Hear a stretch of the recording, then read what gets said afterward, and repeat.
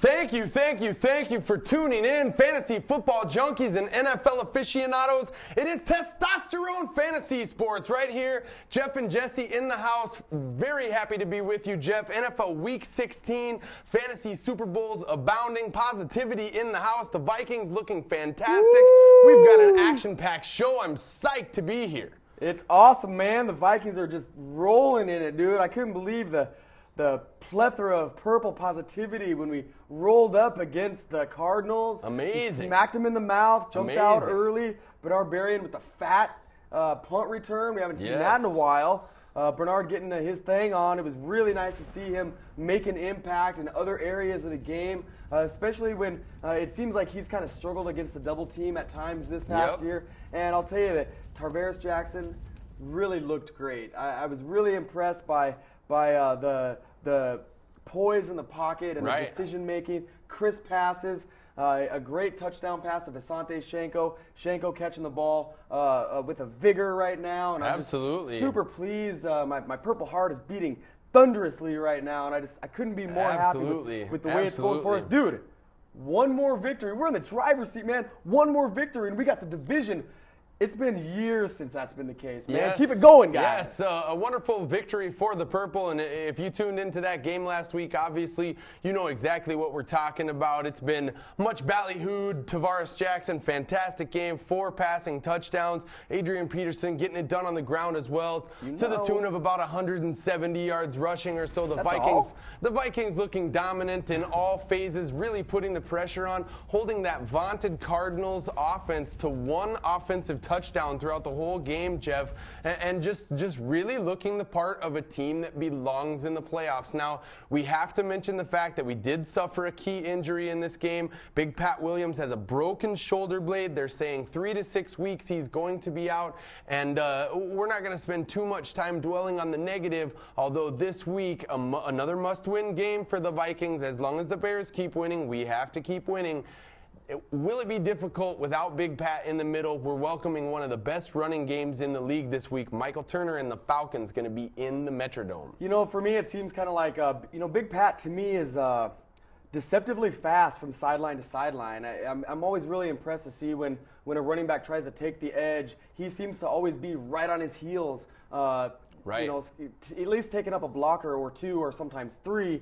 And so I think we're going to miss that sideline to sideline speed. But I've been really impressed with the way that Fred Evans and Ellis Williams have stepped in and really done a nice job of kind of filling that gap, getting that push at the line of scrimmage. To me, I think we're going to lose that sideline to sideline. And also, maybe we might have a little bit of a hard time owning that line of scrimmage, especially on 3rd and short or 4th and short. But when you have Kevin Williams there and Jared Allen there and Ray Edwards, who is really undervalued in my opinion, I still think that our rush stopping ability is going to stay at a very high level.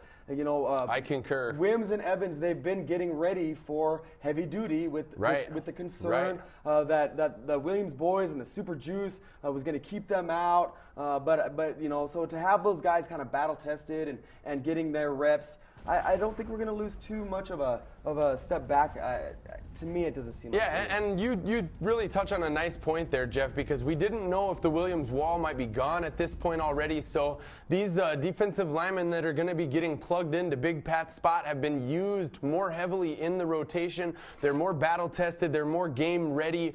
This is a huge week this weekend because the Falcons are one of the most surprising team, if not the most surprising team in the entire NFL. Last week, a very impressive victory against the Tampa Bay Bucks in a must-win game for them, and the Falcons are fighting for their playoff lives here as well. So not a team to take lightly, especially Michael Turner, a fantastic running back. If it weren't for Adrian there, Michael Turner would be well on his way to an NFL rushing title. He's 2nd in the league behind only our famed boy, number 28, Adrian Peterson, the man, the myth, no legend yet, but will be a legend eventually. Oh, legend for sure, man. Ask anybody from Oklahoma. He's a legend.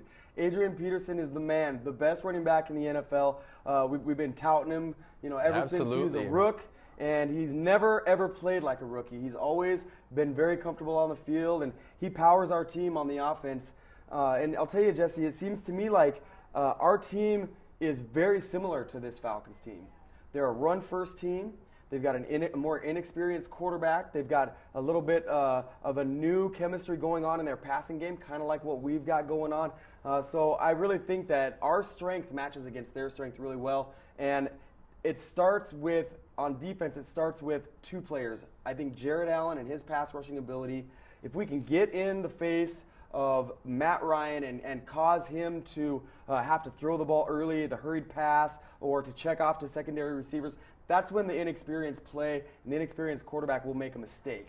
Right. So I'm really hoping that Jared Allen, and you're touting a very nice New Jersey, by the way. Thank you. Yes, it is the number 69. Jared Allen, like tripling those sack totals nearly, and he's just been a fantastic inspiration to our team. And aside from his inspiring play, it's been the play of another defensive player, number 26, and we have to give props out. First-time Pro Bowler, center stage here, Antoine.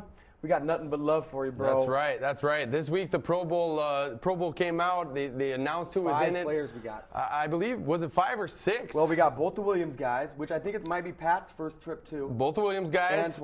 Antoine. Steve Hutchinson. Yep. And Adrian. And we also got Jared Allen. Did we get Joe? Yes. Okay. Well, he deserves to be there, so we did get 6. 6 players. All 3 of our defensive linemen are on the starting team for the defensive line. So fantastic. Way to go, Vikings. Keep up the pressure. Keep up the outstanding play. I'm really excited to watch this game, Jeff. I had this game circled on my calendar for quite some time. The NFL agreed this game has been moved from a noon start back to a 3:15 start. Why? Because these 2 teams are 2 of the hottest teams in the league right now. This is going to be a fantastic game to watch. If you've been one of those fans kind of sitting on the sideline waiting to see if this Vikings team would end up being for real or just, end up flopping down the stretch, it is time to get back on that famed Minnesota bandwagon, Jeff, because we know there are a lot of bandwagon type fans here. Come on along. We invite you. Hop on the bandwagon. The game this weekend, Jeff, is going to be fantastic. I think it's going to offer a lot on both sides of the ball. I expect some scoring here, possibly big plays. I mean, a wide receiver like Roddy White can pop for long plays. Of course, our very own Bernard Berrien scored 2 touchdowns last week. I think there's going to be some fireworks, big plays on defense, offense, and special teams. You never know what can happen. Our special teams is finally playing well. So a lot here for football fans to watch. It's going to be fat. Yeah, it's going to be interesting. The Vikings forget the down note. Yeah, we set a record for most special teams touchdowns against, but you know what? We win all those games. So I'm saying, let's boot the ball to them, let them score, because we have a great chance to win that game. In my opinion, to win here, if we can jump out ahead early, just like we did against Arizona, you do that against Arizona, and it's their forte to throw the ball, so they can come back, and they try to do that a little, but as soon as they did that, we had another shot to throw at their face.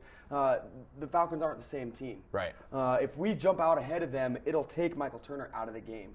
It puts the onus all on Matt Ryan. And although he's looking like the best quarterback to come into the league since Dan Marino. Yeah, he's a great rookie so far. Or Peyton Manning. He's having a better rookie year than Manning did. Yep. He's looking really good. He's still a rookie. And if we can get out ahead right away, I'm talking 7 to 14 points in the first quarter. If we can get that type of a lead, I think that would sock it away for us. And the Dome's going to be a rockin', man. And I just don't think there's any way that the Falcons are going to be able to come in. And don't forget either that all Coach Childress has to do to inspire greatness in this game is to remind this team that in '99, we had a chance to go to the Super Bowl. And it was this team that knocked us off. The Falcons. Only one player on our squad remains from that game, Matt Burke.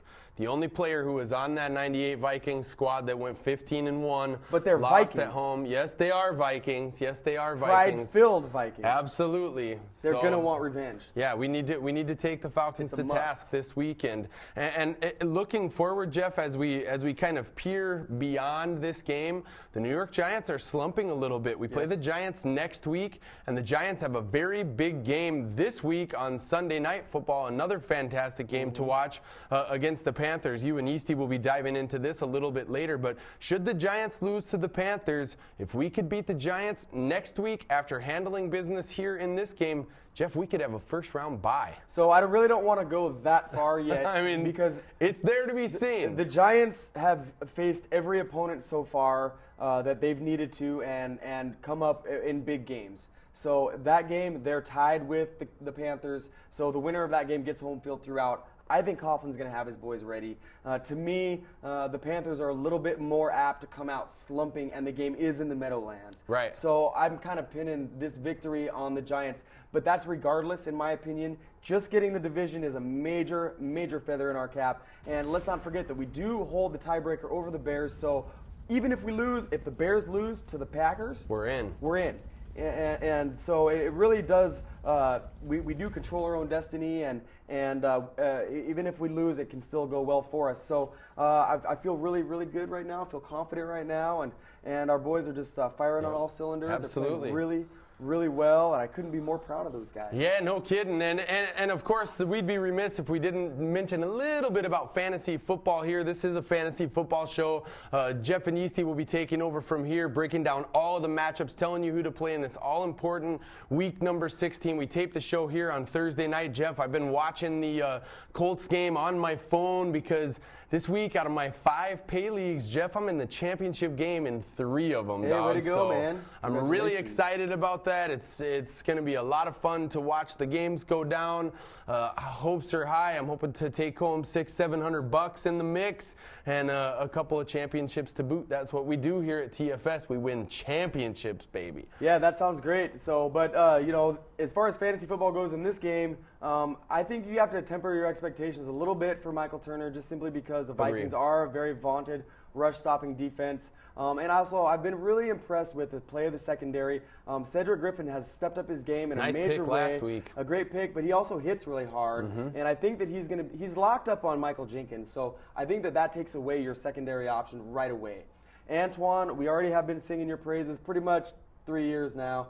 He'll be locked up on Roddy White, and all we're really going to need to do is roll a safety over the top, I think, to be able to kind of neutralize him. So I would say if you're leaning on Roddy White and any of the Falcons players, you probably want to temper your expectations, but the Falcons defense isn't that great. Right. So Adrian could be getting off absolutely to the tune of like another 150 to 200 yards. I hope so. And 1 to 2 touchdowns. I it would hope be so. money. And he's just a great young player. So all that. 3 of those championship games I'm in, all 3 of them I have Adrian. Nice. So if he goes off big this week, he's going to deliver fantasy championships for me, deliver fantasy championships for you rubes out there, which is what we're all about here, building championships. We're going to take a break right now. Stay tuned. The rest of the show is going to be all fantasy relevant. Don't go anywhere. If you want to dominate your league, you need to stay tuned to Testosterone Fantasy Sports. Except go to testosteronesports.com and come on to the Fat Chat immediately after the show.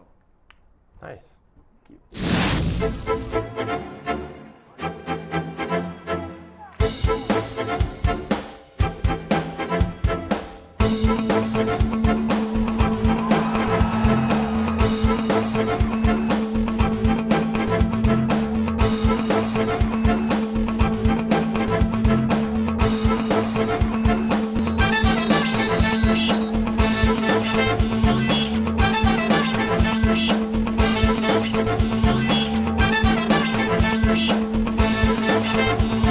If you want to win, You must tune in to Testosterone Fantasy Sports.